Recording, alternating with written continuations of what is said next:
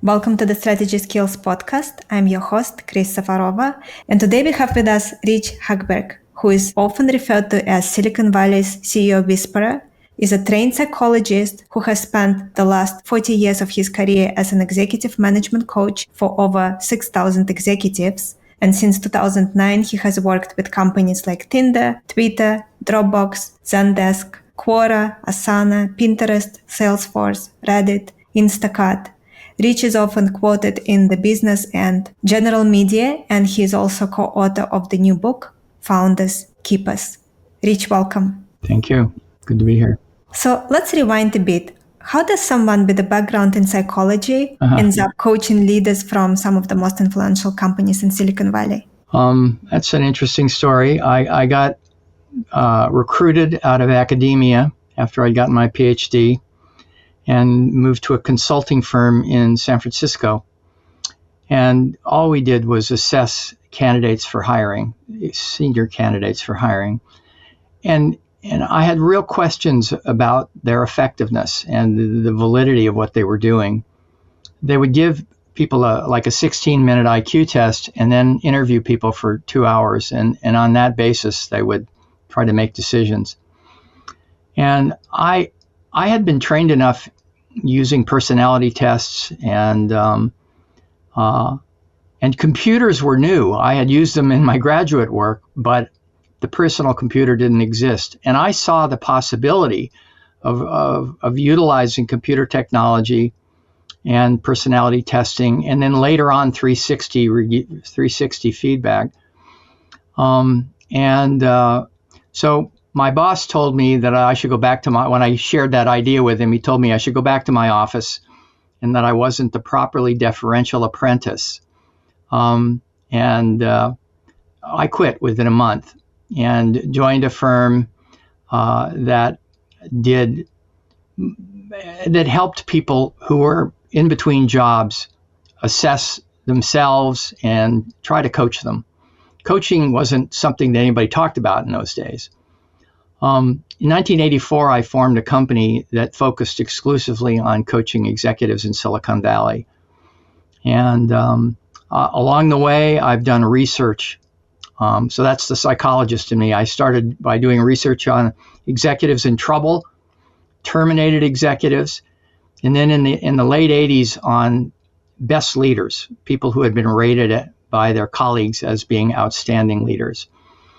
And there was a clear pattern that I could see in the tests and in the interviews I did with them, but also then the 360s told me what others were seeing.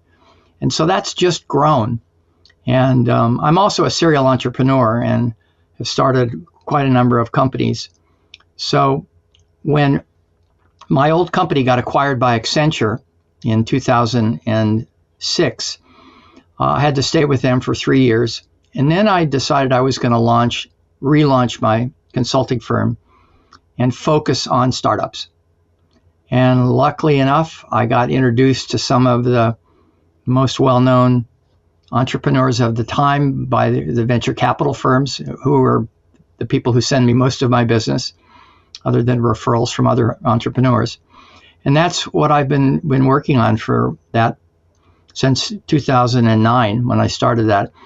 But gathering data on them, and ultimately I collected personality 360 data on 122 founders, where we also had multiple of invested capital data. So how well did they do financially? And then we studied all founders, and then we studied the successful ones who got more than a 10x return and compared those to people who got nothing, and found some very interesting patterns. And so that's where the psychologist comes together with the founder, entrepreneur, and business. And can you share with us a few moments in your career where those were really defining moments for you to, so to say, break out of your orbit at that time?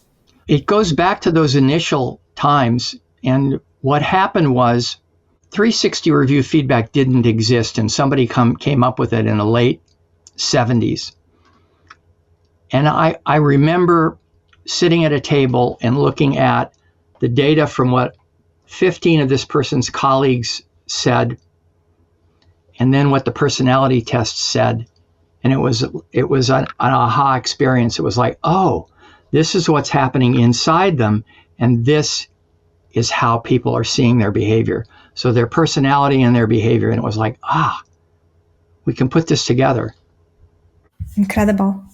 So your book opens with the idea that most founders are built to fail. What exactly in the psychology or behavior that makes that true? First of all, we've done research on leadership, and there are 3 different styles of leadership that show up. To be specific, we do factor analysis on our data. It's like sorting your laundry into 3 piles. And we identified 3 types. The visionary evangelist, think of Steve Jobs, Bill Gates, Elon Musk. The relationship builder, think of Howard Schultz at Starbucks, or Indra Nooyi, she was at Pepsi. Even Jamie Dimon, I think, is a relationship builder, probably mixed with other things. And then the managers of execution. They're the people who are organized and orderly and make the trains run on time. Founders overwhelmingly are visionary evangelists. And they're creative risk takers who have insights because they know something about the technology or the market. And they come up with these inspiring ideas and they get people motivated. But they're not particularly good at execution. If you think about high, medium, and low, they're generally high vision, medium to low relationship. And all of them, almost everyone, is below the mean on managing execution. And what happens as the company grows and it scales and it becomes more complex, and you can no longer be the loner who makes all the decisions by yourself, going off on the mountain and talking to God and coming down with the tablets. You need to start working through people, and you need to start being sure that your ideas get implemented. And that's where they fail. The successful founders, the ones who got a 10x return, are about average on relationship building, but they're still low on execution. The unsuccessful are low on relationship and very low on execution.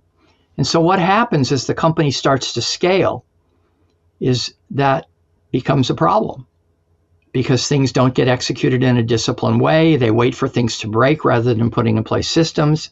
In fact, most founders see systems and processes as bureaucracy when it really is about efficiency.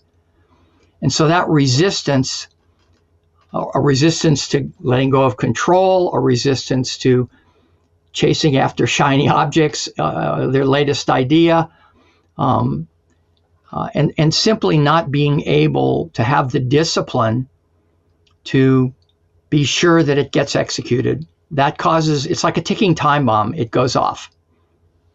And the board will kick them out, or the company will fail. Rich, and when you work with founders who have this issue that they're just not good at actually implementing the ideas, how do you help them make that shift? One of the things I realized when I started working in Silicon Valley was these people believe data. It can get through their defensiveness.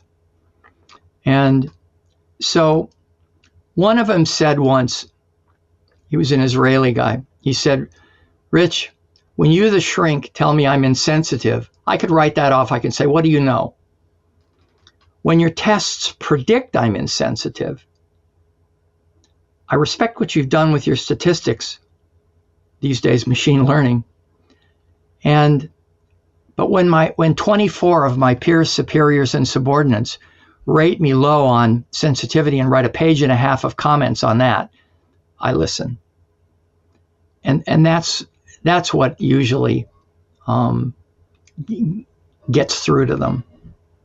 It's one thing to understand, another thing to actually learn the skill of being able to execute or work through other people. That's right. What happens then once they understand? Well, it's different with different people, but it's very, very hard to change your personality. You can change your behavior to some degree, but it's very hard to change your fundamental personality. And these people are creative, divergent thinkers. And they're independent, sort of rebellious renegades. Very hard for a tiger to change its stripes. And so the most effective way is to recognize the few things that you can change. So I usually try to get people to boil it down to maybe 3 or 4 things that they can work on changing, and show them some best practices. This is how you hold people accountable. This is how you build a high-performing team. This is how you make effective decisions so that you're not biased. But I think a more realistic solution is you hire people around you who are good at the things you're not good at. People who are better with relationship and people who are much better at execution and discipline and focus. These people are more convergent thinkers rather than divergent thinkers. Like a COO or a chief of staff, or someone in each of the key functions who can bring discipline. But then you have to listen to them and you have to empower them. That was a hard one for me. Luckily, I hired a woman who was my COO and then became the CEO. And she was medium, maybe a little above on visionary evangelist, high relationship, and off the graph on execution. And she was the perfect balance. And she would challenge me. I would say, I have this great idea. And she'd say, well, where does that fit in the strategic plan? And then we would have a dialogue about that. You mentioned that you help founders identify a few things that they can change. What are some common things that founders can change? Well, I think if you look at the successful ones, you can see what they can change. They learn that as the company gets bigger, they can't do it all. They can't make all the decisions.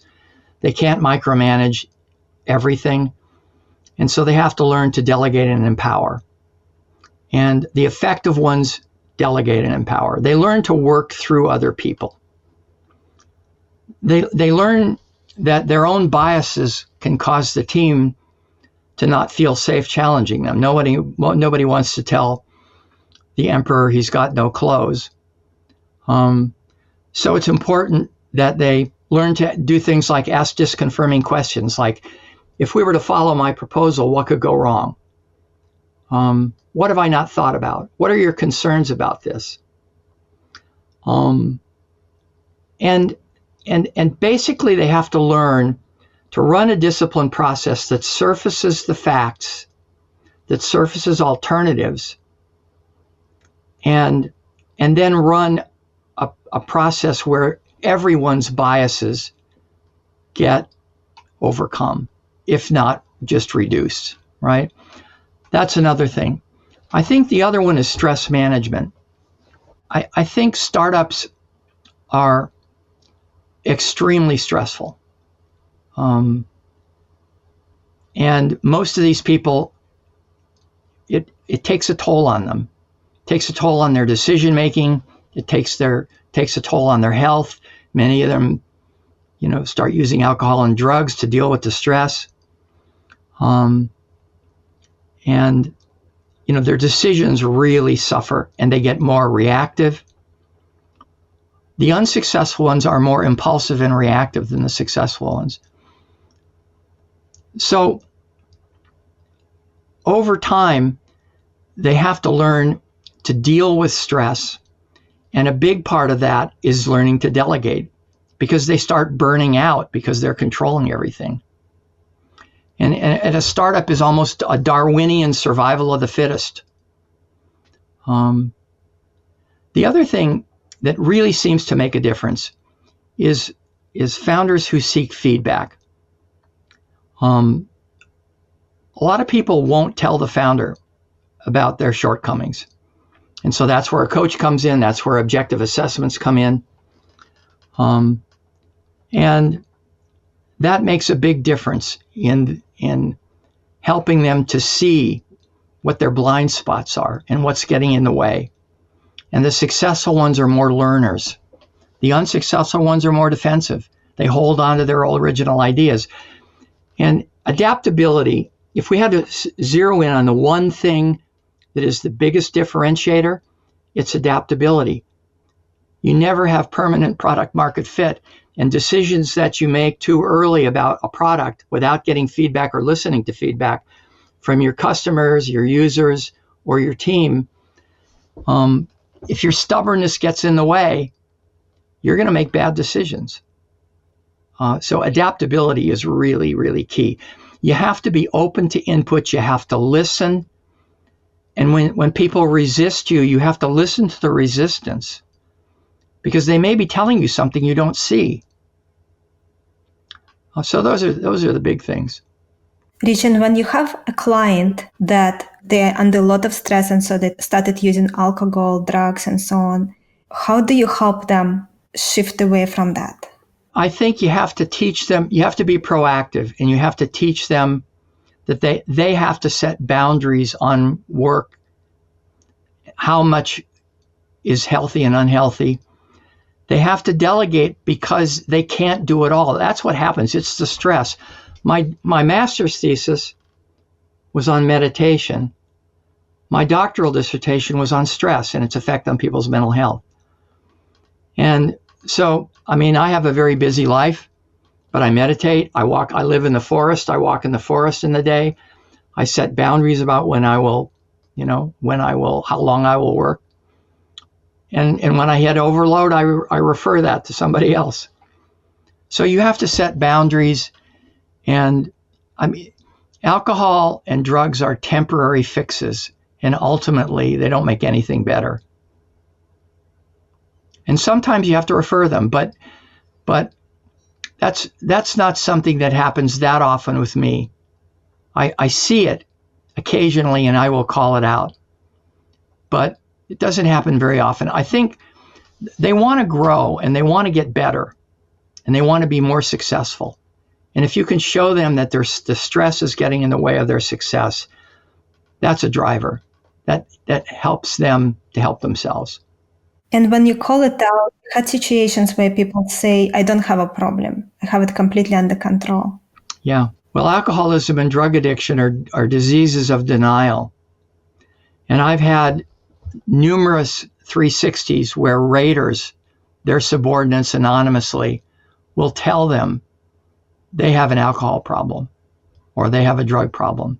And then I will say, well, let's talk about this. And then I'll refer them to a treatment program. Anything else you want to say on stress management? Because given your background, you know so much, and our listeners, that is something they really struggle with.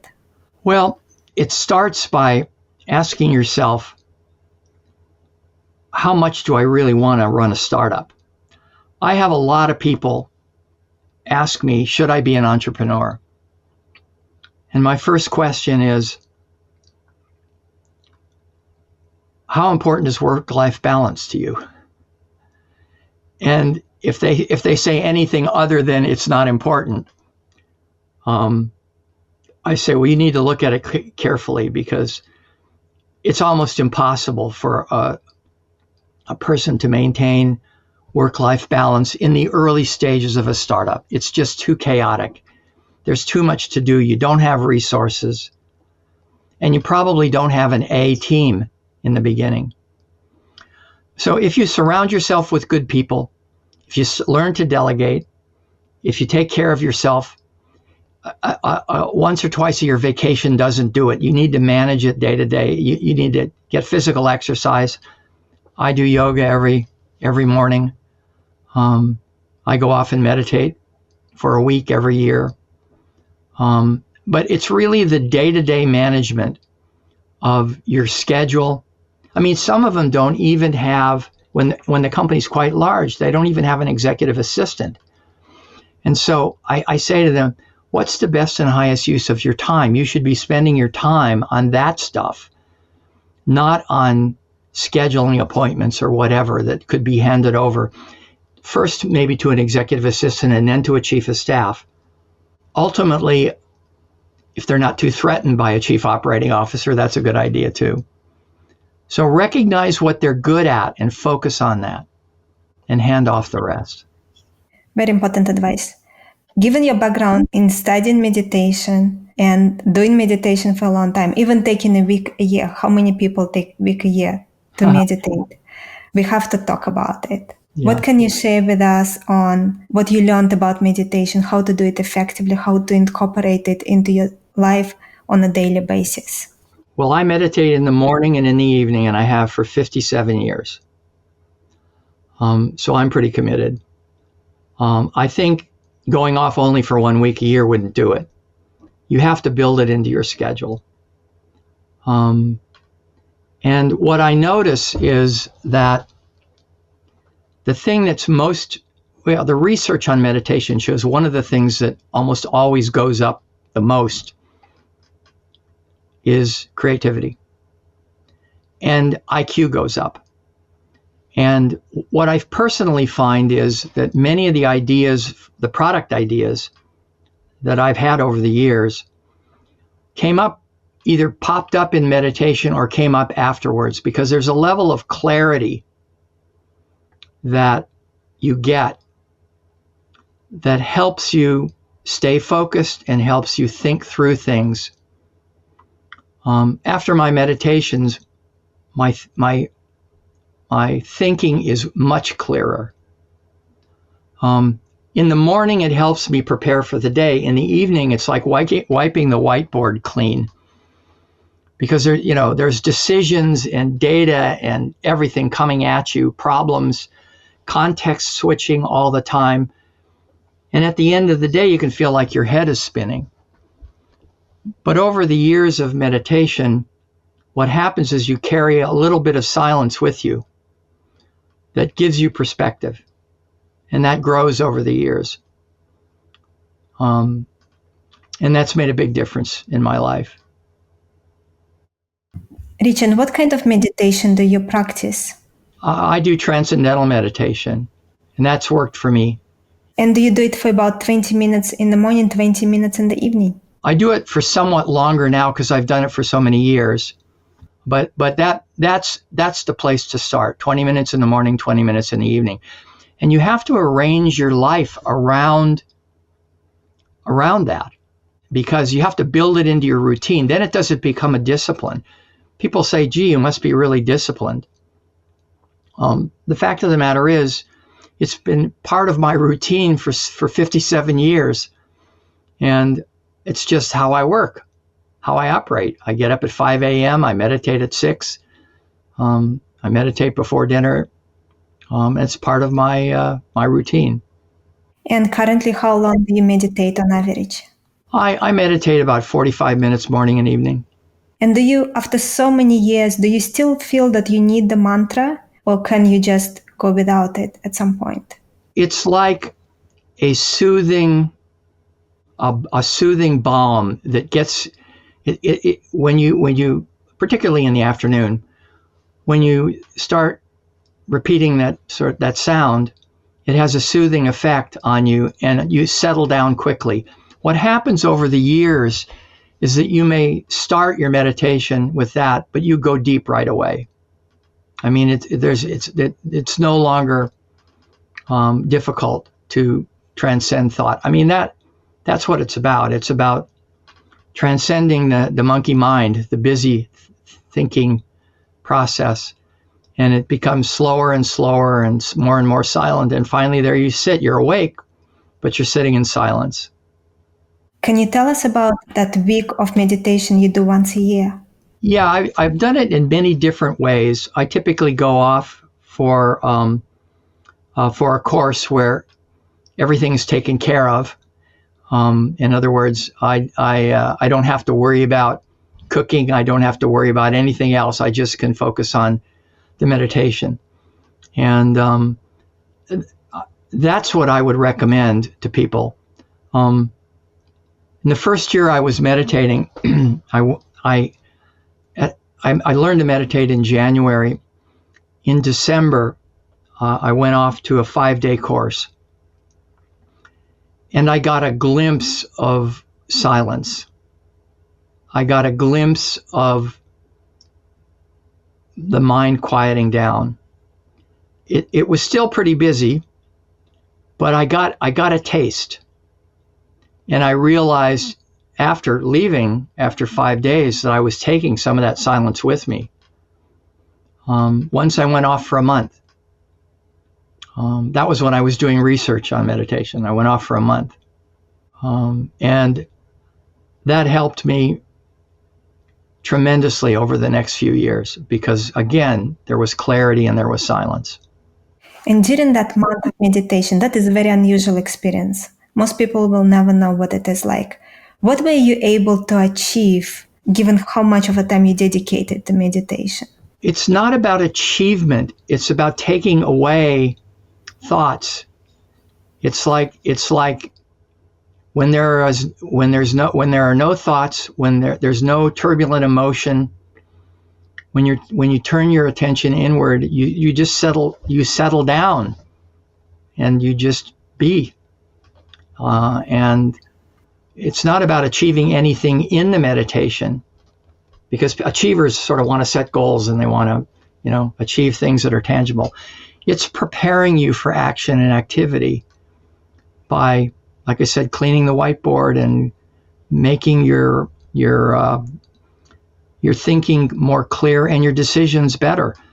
I mean, we can see in the research on unsuccessful founders that they're more stressed and they're more impulsive and they're more reactive. And what's interesting is that the successful founders are more reflective, and they're still impatient. They're not Mother Teresa. They're not saints, but they have a level of perspective that gives them the ability to make choices more deliberately rather than react. On the personality test, all founders show up as impatient and demanding and in a hurry. But the unsuccessful ones are also impulsive and reactive. They're more emotionally reactive. When I mentioned achieve, I probably should have been a little bit more clear. I was talking about the state, a particular state. When you're in meditation, the state? Yes. Well, what can you say about the state where there's no thought? You're completely awake. It's like being awake during your sleep. You're completely relaxed. Your mind is clear, but there are no thoughts. Or thoughts are at a low ebb. It's more like in the beginning, thoughts are in the foreground and the silence is in the background. Over the years, that switches. Over the years, then thoughts are like a haze in the distance, and the silence is in the foreground. It's about silence. For our listeners who have never tried meditation before or tried but could not do it, and they, after listening to this, they really want to try it again, could you share some advice? Right. Unfortunately, I've never known anybody in all the years who taught themselves to meditate and followed through.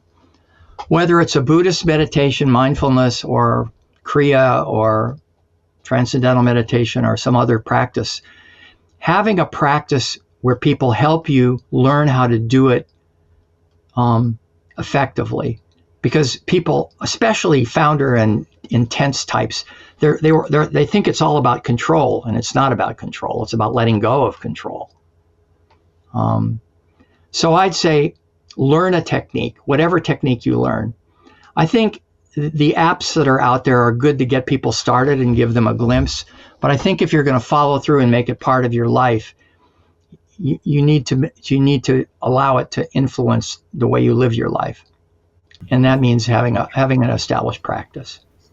And last question on meditation, and only answer if you feel comfortable sharing. Any specific retreat that you found worthwhile to consider? Because there are a lot of them around the world, but not all of them will be a good experience. Yeah, because I practice TM has retreats. I go off once a year to a place called the Raj, which is an Ayurvedic treatment center in the middle of Iowa. And I just came back. And while I'm there getting those treatments, I meditate. But I think the most effective way is to go off to something where the whole purpose of the retreat is to give you a deep experience of silence. Thank you very much. What specific behaviors do you think distinguish founders who are trusted by their teams, even if they are not naturally very warm or outgoing people? Right. Well, what we saw was that the successful founders had a little above average on emotional intelligence and social astuteness. The unsuccessful ones were low. Their behavior is the things that destroy trust are emotional reactivity. If it's unsafe to disagree with somebody, then nobody's going to speak up. And there won't be trust. People are going to be guarded. They're going to think, well, how is he or she going to react to this? And so they won't speak the truth to power. And so I think you have to create psychological safety, but you have to also show enough caring about people that they think that you don't see them just as tools or cogs in the machine. And you need to treat them with respect.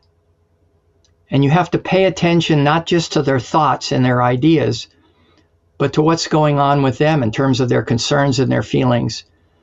You don't need to be a therapist, but what we can see from the best leaders research, particularly, is that the best leaders have a level of empathy and a level of sensitivity to people that allows them to build trust on their team and be trusted by their team. When a founder is narcissistic, self-centered, abusive, and treats people like a means to an end, they sense it. And we see in many of the behaviors of unsuccessful, not all unsuccessful, obviously you might have the wrong product at the wrong time, something else might go wrong. But by and large, a lot of the unsuccessful founders are unsuccessful because of the way they treated people. They micromanage them. They make it unsafe to volunteer alternatives if it's not consistent with the leader. You need to make relationships, you need to invest in relationships rather than being transactional. The unsuccessful founders they see it as a transaction rather than an ongoing relationship. You have to invest in building the relationships with your team members. One of the common issues for founders is challenges they have with a co-founder. Yes. We should speak about that. Yes. What advice would you give to someone who is currently a founder? They have a co-founder who is a very challenging person and they kind of struggle to work together. It's one of the most common reasons that startups fail. I think it starts with picking your co-founder very carefully. I think a lot of times it's just, this was your college roommate or somebody who you knew, and they happened to have something that was a little different than you. Maybe you were the business person and they were the technical person. Maybe you were the technical person and they had something else. And not really select for them being complementary both in style and skill. And a lot of, if their styles are different, if their values are different, if they have a superficial understanding of their co-founder, and usually there's one person who's the more dominant founder, but not always. If that person has a need to be right and to be in command, that's a common problem. The other thing is that many people in your first startup, whether it's a co-founder or the other part of the team, maybe that was all college roommates, that's not uncommon. Almost none of them have the kind of experience base that they need in order to scale with the company. So probably the most common thing that I talk to founders about is a problem with one of the members of their team or multiple members who are not performing. And I'm the sounding board that they use to help them figure out how to unpack that problem. I occasionally will do sort of marriage counseling in a sense. I'll sit down with both the founders. And many times I put them both through leadership development at the same time. And after they've taken the personality test, which is, our personality test measures 50 elements of personality, and it uses machine learning to predict their 360 before they actually get the 360. So it tells them what their autopilot is. And then they get the 360. And then they have objective feedback on how they're seen by others and how the software sees their style. Then they can see that, oh no, it's not just my founder who is accusing me of this or problems that I'm having because of their problem. It's both of us, right? So that's one solution for trying to work through differences. But Tien Zuo, my co-author, I've worked with Tien for about 15 years. His company, when I started working with him, was about 50 people, and it's a multi-billion-dollar company now. I think their current valuation is 1.7 billion. I have no idea how many of his direct reports I've worked with over the years, but it's over 25. And it's like there's been 3 generations of people in the key functions. And I think he's too slow to make changes. I think he would admit he's too slow. And so I think our loyalty to the initial founders becomes difficult. I'm working with 2 founders right now who are having a similar problem. In both cases, they have 2 co-founders. And it's not uncommon that the job grows beyond the co-founders. And a lot of times the job grows beyond the founder. And so I think a founder needs to recognize their own limitations. By the way, one of the most interesting findings of all in the study is that there's an item on the personality test that says, I frequently reflect upon my past successes and failures. The successful founders say strongly agree. The unsuccessful founders say strongly disagree. And on we have a scale that is about self-reflection. The successful founders are more self-reflective. We also ask them to rate themselves on the 360, and then we compare their rating on each of the skills like delegation and being inspirational or whatever. We compare their self-rating with the rating of everybody else. An average of 12 coworkers rate them. The successful founders have a less of a gap between their self-rating and the way other people rate them. The unsuccessful ones have more blind spots. If there was one question every founder could ask themselves weekly or daily or monthly to stay grounded, what would that question be? What's the best and highest use of my time? And what should I delegate and empower people to do so that I can work on what I'm good at and where I add the most value? And then how do I create an environment where I help them succeed once I've delegated and empowered them? Very powerful. How do you help founders get comfortable working on the business rather than staying in the weeds of day-to-day execution? One of the things I say, I try to teach them about what leadership is. And I say, in the beginning, you probably saw yourself as sort of the chief individual contributor, right? And I say, you need to go from being a facilitator, a doer, to a facilitator of doing. A very well-known founder, I came into his office one day. The company was about 17 people at the time. And by the way, they had a multi-billion-dollar exit less than 5 years later. And he looked really discouraged. And I said to him, what's going on with you? You look pretty down. He said, I don't feel I'm adding any value anymore. I used to write code, and then I turned that over to other people. I used to manage projects. And now I have other people managing projects, and I'm managing managers of managers. He wasn't quite at that level yet. It was 17 people, but he was managing people who are running projects. And I said, then the next task for you is to learn to be a leader. It's about leading. It's about setting direction. It's about inspiring. It's about creating a culture. It's about being sure that execution happens, but you're working through others. Rich, and when you see a founder spiraling into distorted thinking, overconfidence, toxic behavior, what is your first move as a coach? Well, the first thing is that they take this personality test. And so it measures 50 elements of personality. And then we use machine learning, which astounds them, to actually predict those things you just brought up. And that's the beginning. I talk to them about, it looks like your autopilot is to do this, but let's see what your colleagues really say. And it takes a few more weeks, and then they get that. And the same things show up. And that gets their attention. But then I start talking to them about decision making and the research that Kahneman and others have done on decision making. And I talk about the importance of running a disciplined process and not dominating the decision process or stifling people from being open about facts and alternatives that may not be yours.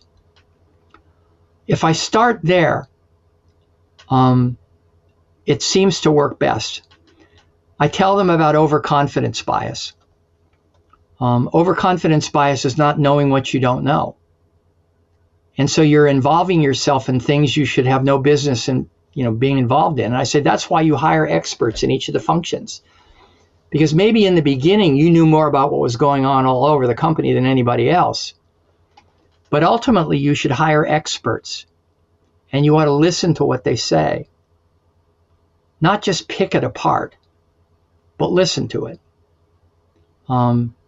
Many people deal with resistance by trying to dismantle their logic or just persuade them or just bulldoze and say, do it because I say so. But many times, especially when you start being able to hire senior people who have more experience than you have and more expertise in their area, there may be something they're seeing. There may be something that you're doing or not doing that you're not even aware of. You may not know what you don't know. I remember a very well-known CEO I worked with, very well-known. And he hired a marketing person. And when she came in and started putting in place a marketing plan, he wanted to fire her. And I had a discussion with him about what he thought marketing was. And I said, well, next time we get together, I'm going to bring you some material. And I had a pie chart that said, what's marketing all about? What are all the elements of marketing? And I showed him the pie chart. And he looked at it. And if you can imagine, 12, 1, 2, 3, 4. He said, it looks like all I'm seeing is from 1 o'clock to 3 o'clock. And I said, yeah, that's the point. Right? So bias, whether it's confirmation bias, where you only listen to data or ideas that confirm your existing bias, or whether it's over-optimism bias, or whether it's or status quo bias. I mean, in the beginning, startups are like a family, and it's very informal. But the minute you have 20 people, even the minute you have 10 people, that starts breaking down. And you have to recognize that a culture evolves, and the company's culture needs to evolve and become more like a high-functioning team. It needs to be a more disciplined way of going about things. You need job descriptions and you need processes. And processes don't always mean bureaucracy. And founders are allergic to structure. That's a very interesting point. When we studied unsuccessful founders and successful, we found that the successful ones were on the mean, they were average on putting in place good systems and processes to eliminate inefficiencies. So they weren't great, but they were on the mean. But when we looked at the comments on the 360 and we analyzed hundreds of pages of comments, it came out very clear that the unsuccessful simply waited for things to break. And the successful ones were more proactive in putting in place things and delegated that to other people and didn't resist it. Right? I look at myself, I resisted structure, systems, and processes because I'm a typical founder. I have all the characteristics of a founder. In fact, when Tina and I decided to write Founders Keepers,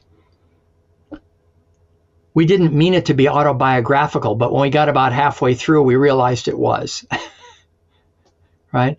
And so that's why I was drawn to founders. I didn't realize they were sort of my people, right? They were people who I could relate to because I had the same weaknesses they had. I had some of the same strengths, right? I realize now how I drove my team crazy at some stages by engaging in some of the very same behavior I've described today. Richard, you mentioned the importance of self-awareness. How do you help someone actually build it? Yeah. First of all, what we noticed about the successful founders was that they had a learning orientation, a learning mentality. So you have to want to learn and grow as a leader. And that means that you'll listen to feedback, you'll ask for feedback, you'll get formal feedback in terms of surveys like 360s or culture surveys or engagement surveys so that you can actually have a metric that shows you how you're doing. I think it's about getting mentors and coaches who will tell you when they see you doing something wrong and are not afraid to tell the truth to power.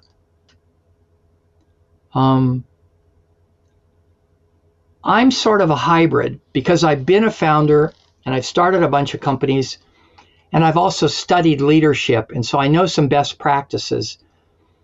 So I can use my psychologist skills to help them unpack problems and see how they are in the way. I can use those skills I learned as a therapist.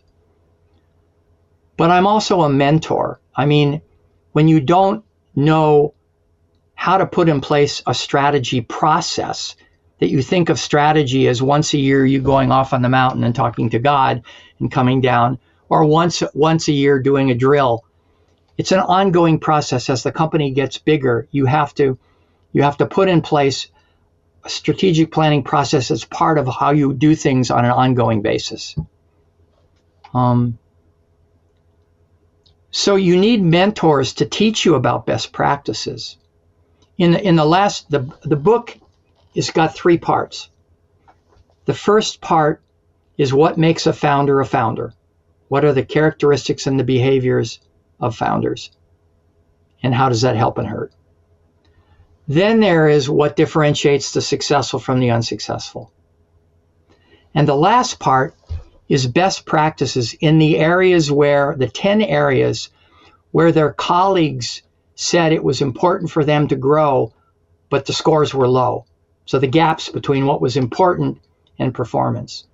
And there we go over best practices in each of those 10 areas. Things like strategic planning and addressing conflict and holding people accountable and delegation and on and on. So all the areas that are typical challenges for founders. Rich, I want to wrap up with 1 or 2 of my favorite questions to ask. Over the last, let's even say over your entire lifetime, what were 1, 2, 3 aha moments, realizations that you feel comfortable sharing that really changed the way you look at life or the way you look at business? First of all, one of them was that I realized I was creating a culture that reflected my strengths and weaknesses.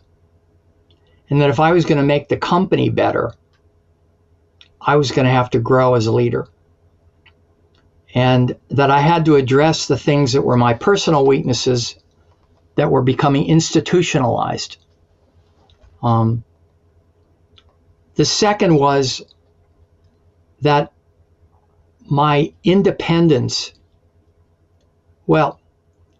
my independence and my ability to tolerate ambiguity were in the way. And let me tell you what happened.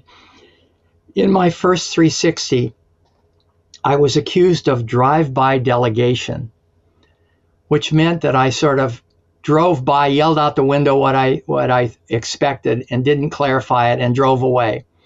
And it was up to them to read my mind. They would try to read my mind, and they would not succeed, and I would get frustrated and angry. And then the third one was really how when I saw, I did a factor analysis of the 360 back in 1986, and I saw these three clusters: the visionary, relationship, execution. And it occurred to me that I needed a bunch of people around me who were really good at the things I wasn't good at. I was high vision, medium relationship, low execution. And in the beginning, I needed to bring in people who were good executors. But when I brought in somebody who was a good executor, but they didn't have the social skills, they were not good at relationship, they just made everybody angry, right? They were rigid and they were, difficult. They said no to everything. So I needed to find people who helped me build out the full range. You need all three of those things. And I needed all three of those things. And I made some mistakes in hiring people who were just like me. And then we all agreed as we went gleefully off the cliff together, right? We were in agreement, and we all had the same blind spots. And last quick question for today. If you could instill one belief in the heart of all of our listeners, what would it be? It's very easy for you to become obsessed with your career and let your ambition and your greed and all the other things that drive you to turn you into something that is not only not good for the company, but isn't good for you. And it's certainly not good for those around you in your family and who are close to you, because you could be consumed by it. And if you think you need to add something to yourself in order to be good enough, I think you ought to look at that, because I think it's about turning inward and finding out who you are, rather than adding power and recognition and money and all the rest. Rich, where can our listeners learn more about you, by your book, anything you want to share? Well, they can read the book, Founders Keepers. They can reach me at hagbergconsulting.com. And if they go in and put Richard Hagberg, psychologist, or whatever in Google, I'm all over the place. Rich, thank you so much. Thank you for being here. Thank you for everything you shared. Okay, thank you. Our guests today again have been Rich Hagberg, an author of Founders Keepers, and our podcast sponsor today is strategytraining.com. If you want to strengthen your strategy skills, you can get the overall approach used in well-managed strategy studies. It's a free download, and you can get it at firmsconsulting.com/overall approach. You can also get McKinsey and BCG winning resume, which is a resume that got offers from both of those firms. And you can get it at firmsconsulting.com/resume PDF. And lastly, you can get a copy of one of our books that we co-authored with some of our listeners, some of our clients. You can get it at firmsconsulting.com/gift. And it's called 9 Leaders in Action. It went to become #1 bestseller on Amazon. Thank you so much for tuning in, and I'm looking forward to connect with you all next time.